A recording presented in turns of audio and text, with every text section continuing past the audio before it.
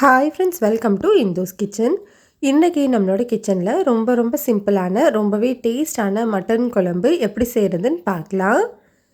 இதை செய்கிறதுக்காக ஃபர்ஸ்ட் ஒரு பேனில் 2 டேபிள் ஸ்பூன் எண்ணெய் சூடுபடுத்திக்கலாம்.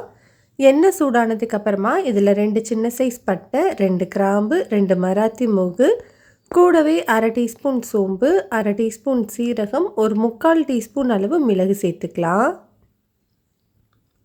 இப்போ இது எல்லாத்தையுமே ஒரு 10 செகண்டுக்கு மட்டும் இந்த எண்ணெயில் நல்லா வறுத்து விட்டுக்கோங்க. இப்போது இது கூட ஒரு 15 சின்ன வெங்காயத்தை முழுசாகவே சேர்த்துக்கிறேன்.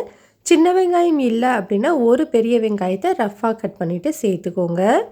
இப்போ இது கூடவே ஒரு 10 பல்லு பூண்டு, 1 இன்ச் அளவு இஞ்சி, கூடவே கொஞ்சமாக கருவேப்பிலை சேர்த்துட்டு இந்த எண்ணெயிலேயே 2-3 நிமிஷத்துக்கு நல்லா வதக்கி விட்டுக்கோங்க.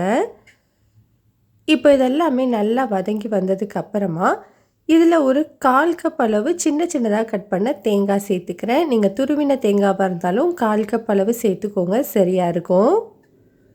இப்போ இது எல்லாத்தையுமே எண்ணெயில் ஒரு 2 நிமிஷம் மட்டும் வதக்கிட்டு ஸ்டவ் ஆஃப் பண்ணிக்கோங்க. இது எல்லாமே நல்லா ஆறட்டும். ஆறினதுக்கப்புறமா இதை ஒரு மிக்ஸி ஜாரில் சேர்த்து கொஞ்சமாக தண்ணி சேர்த்து நல்லா ஸ்மூத்தான பேஸ்ட்டாக அரைச்சிட்டு தனியாக வச்சுக்கோங்க.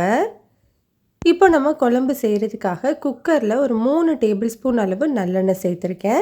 எண்ணெய் சூடானதுக்கப்புறமா இதில் ஒரே ஒரு பிரியாணி இலை, கூடவே அரை டீஸ்பூன் அளவு சோம்பு மட்டும் சேர்த்துக்கலாம்.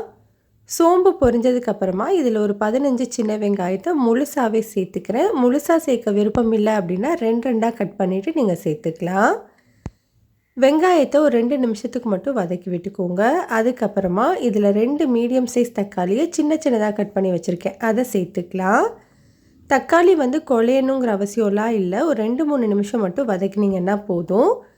வதக்கிட்டு அதுக்கப்புறமா நம்ம ஏற்கனவே வதக்கி அரைச்சி வச்சுருந்தோம் இல்லையா மசாலா, அந்த மசாலாவை சேர்த்துட்டு ஒரு 2 நிமிஷத்துக்கு மட்டும் வதக்கிக்கோங்க. ஏன்னா நம்ம எல்லா பொருட்களையுமே வதக்கி தான் அரைச்சிருக்கோம், அதனால் ரொம்ப நேரம் வதக்கணும்னு அவசியம் இல்லை.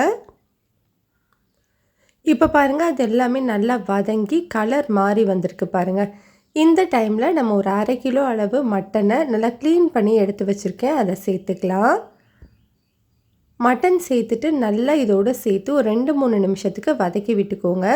வதக்கினதுக்கு அப்புறமா இதை ஒரு மூடி போட்டு ஸ்டவ்வை மீடியம் ஹீட்டில் வச்சு ஒரு 5 நிமிஷத்துக்கு வச்சுக்கலாம். இடையில கிளறி கொடுத்துக்கோங்க. 5 நிமிஷத்துக்கு அப்புறமா பாருங்கள், நம்மளுக்கு மட்டன்லேருந்து தண்ணி பிரிஞ்சு வர ஆரம்பிச்சிருக்கு. இந்த டைமில் நம்ம மசாலா தூள் சேர்த்துக்கணும். இப்போ இது கூட நான் ஒரு 3 டேபிள் ஸ்பூன் அளவு வீட்டில் அரைச்ச குழம்பு மிளகாய் தூள் சேர்த்துக்கிறேன். சப்போஸ் இது உங்கள்கிட்ட இல்லை அப்படின்னா 1 டீஸ்பூன் தனி மிளகாய் தூள், 2 டீஸ்பூன் மல்லித்தூள், 3/4 டீஸ்பூன் மிளகுத்தூள், 3/4 டீஸ்பூன் சீரகத்தூள் சேர்த்துக்கோங்க, சரியாக இருக்கும். இப்போ இது கூட ஒரு அரை டீஸ்பூன் அளவு காஷ்மீரி மிளகாய் தூள் சேர்த்துருக்கேன். இது கலருக்காக தான். கூடவே அரை டீஸ்பூன் கரம் மசாலா தூள், இந்த குழம்புக்கு தேவையான அளவு உப்பு, 1 டேபிள் ஸ்பூன் கல்லுப்பு சேர்த்துட்டு இந்த தூளோட பச்சை வாசனை போகிற வரைக்கும் நல்லா வதக்கி விட்டுக்கோங்க. பச்சை வாசனை எல்லாமே போனதுக்கப்புறமா மிக்ஸி ஜார் கழுவிட்டு இதில் ஒரு 2 கப் அளவு தண்ணி சேர்த்துக்கலாம். இந்த குழம்பு கொஞ்சம் திக்காக இருந்தால் தான் டேஸ்ட்டாக இருக்கும், அதனால் தண்ணி அளவாக சேர்த்துக்கோங்க. இப்போ இதை நல்லா கலந்துட்டு கொஞ்சமாக கருவேப்பிலை சேர்த்துட்டு ப்ரெஷர் குக்கரை மூடி விசில் வச்சு 5 விசில் வச்சு எடுத்துக்கோங்க. 5 விசிலுக்கு அப்புறமா ப்ரெஷர் ரிலீஸ் ஆனதுக்கப்புறம் ஓப்பன் பண்ணி வச்சுருக்கேன். இதில் இப்போ கொஞ்சமாக கொத்தமல்லி இலைகள் சேர்த்துட்டு நல்லா சர்வ் பண்ணிக்கலாம். அவ்வளோதான், நம்மளுக்கு ரொம்ப டேஸ்டான மட்டன் குழம்பு ரெடி ஆகிடுச்சு. இது இட்லி, தோசை, சப்பாத்தி, பூரி, பரோட்டாவோடலாம் ரொம்பவே நல்லாயிருக்கும். கட்டாயம் ட்ரை பண்ணி பாருங்கள்.